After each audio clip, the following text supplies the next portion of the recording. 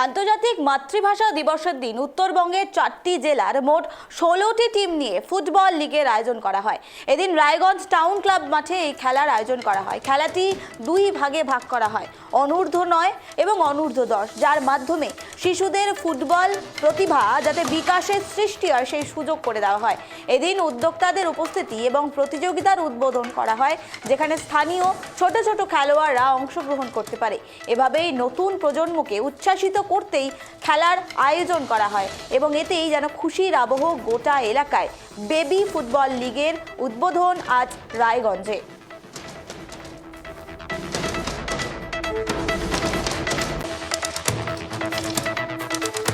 Nine এবং আন্ডার-12 এই দুটো নিয়ে আমরা করছি। আজকে চারটে টিমের খেলা হবে। যেমন রায়গঞ্জের টাউন ক্লাবের আছে, রায়গঞ্জ ইনস্টিটিউট আছে, হাতিয়া স্কুল আছে, সেরকম ইসলামপুরের নন্দজার স্কুল আছে, শিলিগুড়ির খেলা কালকে আছে, মালদা আসবে কালকে, বালুরঘাট আসবে কালকে। আজকে শুধু এই রায়গঞ্জের মধ্যেই আমরা সীমাবদ্ধ রেখেছি। এইভাবে আমরা 4টা ডিস্ট্রিক্টের 16টা টিম নিয়ে আজকের এই বেবি লিগ উদ্বোধন করলো।